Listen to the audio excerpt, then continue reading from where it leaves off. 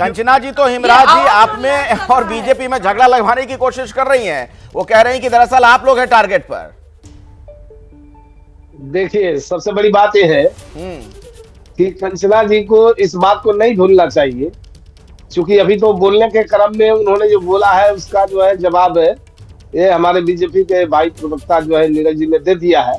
मैं इस पर नहीं जाना चाहता। मैं सिर्फ इतना कहता हूं कि बिहार के अंदर कानून का राज स्थापित है, शांति सद्भाव भाईचारा कायम है, यहाँ सांप्रदायिक सौहार्द कायम है। यहाँ कोई धर्म के नाम पर कोई दंगा करेगा, धर्म के नाम पर कोई उपद्रव करने की कोशिश करेगा, वो सफल नहीं होता। और ये तो लालू जी के राज में हुआ करता था, नरसंहार दंगा ये सब उनका जो है विशेषता है।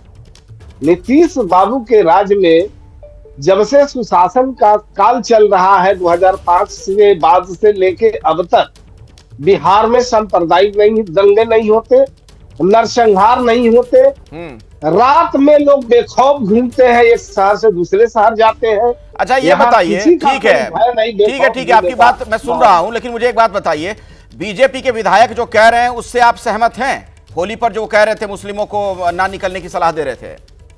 यहाँ तो बिहार का ये इतिहास रहा है कि सभी पर्व, चाहे वो मुस्लिम का पर्व हो या हिंदू का पर्व हो, सभी लोग मिलजुल कर मनाते हैं, सब लोग एक दूसरे से गले में गले मिलते हैं। यहाँ सांप्रदायिक सौहार्द कायम है। तो गलत बोला बीजेपी के विधायक ने, गलत बोला आपको लगता है हिमराज जी? मैं तो साफ कह रहा हूँ, वो क्या बोल रहे हैं बचौल जी, मैं उस पर नहीं जाना चाहता, मैं साफ तौर पर कहता हूँ। अरे भाई, सरकार में आपके सहयोगी आप कह रहे हैं, मैं उस पर नहीं जाना चाहता हूँ। वो बीजेपी के विधायक हैं, कोई ऐसे ही थोड़ी आम नेता हैं, एमएलए हैं, चुने हुए प्रतिनिधि हैं। धर्म के नाम पर बिहार में कोई डरा नहीं सकता है, धर्म के नाम पर राजनीति नहीं हो सकती है, धर्म के नाम पर कोई किसी को उकसा नहीं सकता है कि आप घर से ना निकलो, बाहर ना निकलो, ये हो जाएगा वो हो जाएगा। बिहार में हर तो कंचना यादव जी, फिर क्या आप लोग भ्रम फैला रही हैं? ये सरकार में बैठे हुए जो लोग हैं, उनके प्रतिनिधि हैं, वो साफ कह तो रहे हैं कि धर्म के नाम पर बिहार में कोई किसी को परेशान नहीं कर सकता है, सांप्रदायिक सद्भाव है। नहीं, ये जो ये कह रहे हैं जो हो रहा है बिहार में, वो तो एकदम अलग अलग है। धर्म के नाम पर नई बातें हो सकती है। गिरिराज सिंह जी हमेशा उनके पास धर्म के अलावा कुछ है ही नहीं। वो सिर्फ हिंदू और मुसलमान करते हैं, मंदिर और मस्जिद करते हैं, हिंदुस्तान और पाकिस्तान करते हैं। और इनके नए नए विधायक जो है हरिभूषण बचौल, क्यों नहीं बचौल से जो है विधायक, इनको क्यों नहीं कहते कि इनकी सदस्यता रद्द हो?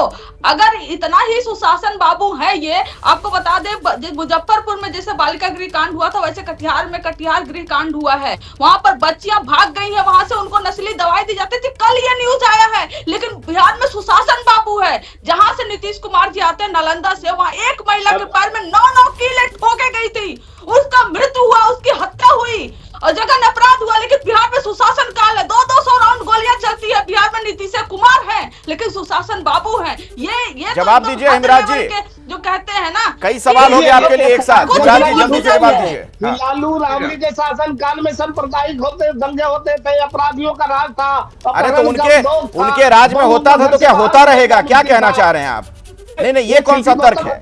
भूल गई है, ये कौन सा तर्क है हिमराज जी? अगर उनके शासन काल में नरसंहार की कई घटनाएं हुई तो क्या वो आदर्श मान लिया जाए, उसको आगे भी वही होता रहे? अपराध करके बच नहीं सकता है। कोई भी अपराधी अगर अपराध करता है तो उसे सलाखों के पीछे बंद किया जाता है।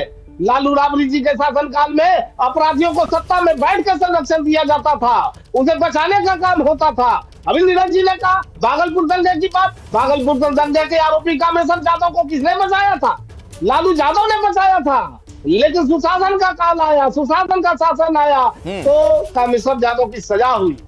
और बात करते हैं मुसलमानों की, मुसलमानों को भगाने का कौन काम किया? मुसलमानों को कटवाने का कौन काम किया? आज सांप्रदायिक दंगे नहीं होते, मुसलमानों को डराया नहीं जाता, मुसलमानों को डर से। ठीक है नीरज जी कुछ कहना चाह रहे थे? हाँ नीरज कुमार जी जल्दी से, फिर मैं जाता हूँ कंचना जी के पास। हाँ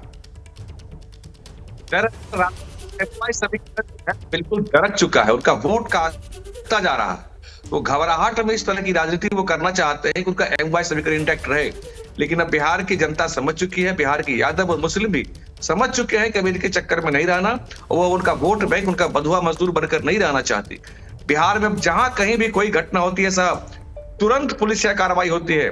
24 मैं घंटे के सुनिए अंदर नीरज जी मेरी अपराधी बात सुन गिरफ्तार लीजिए, होते नीरज हैं, कुमार जी मेरी बात सुन सलाखों के लीजिए। पीछे होते हैं, कानून नरसंहार वाली बात जो आप लोग बार बार कह रहे हैं उस पर मैं जवाब लूंगा कंचना जी से, लेकिन मुझे ये बताइए ना, ठीक है आपकी सारी बातें सही हैं, लेकिन अगर बीजेपी के विधायक इस लाइन पर बोल रहे हैं, जिस तरीके का बयान उन्होंने होली को लेकर दिया, मुस्लिमों के संदर्भ में अपनी बात रखी, आप कह रहे हैं कि आप उससे सहमत नहीं हैं, हिमराज जी कह रहे हैं हम उससे सहमत नहीं हैं, तो क्या इस तरीके के बयान देने वालों के खिलाफ कार्रवाई नहीं होनी चाहिए? फिर क्यों ऐसे लोग बोल रहे हैं?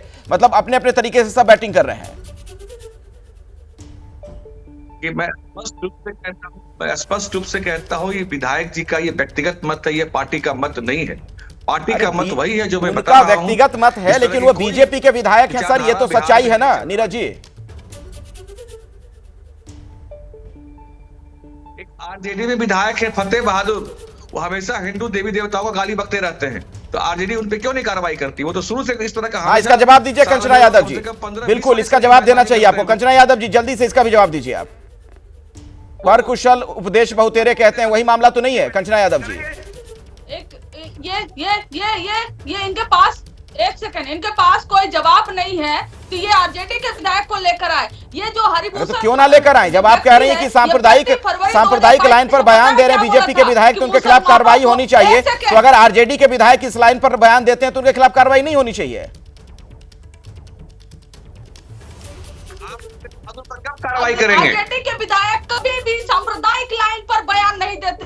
अखिलेश जी ये बात ध्यान में रख लीजिए आप। सांप्रदायिक, नीरज जी बता रहे हैं आपको, उदाहरण दे रहे हैं नीरज जी। भगवान में आस्था होना, आस्तिक होना, नास्तिक होना, ये आपका राइट है। सुनिए, सुन लीजिए, ये अखिलेश जी आपका राइट है। आप आस्तिक हो गए, नास्तिक हो गए, रामायण का, लेकिन सांप्रदायिक नहीं आपका है, लेकिन मुझे तो वो उदाहरण भी याद आ रहा है ना, जब आपके शिक्षा मंत्री हुआ करते थे आपके शासनकाल में, एक धार्मिक पुस्तक को लेकर किस तरह की बात उन्होंने कही थी।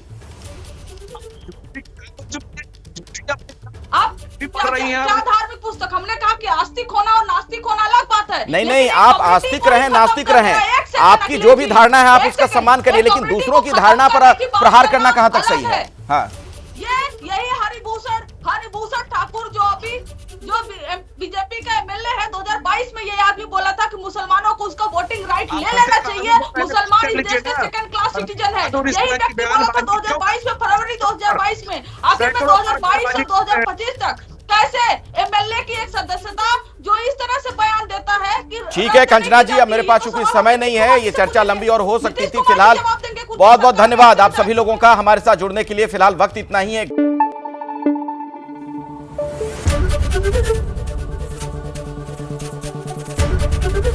एबीपी न्यूज आपको रखे आगे।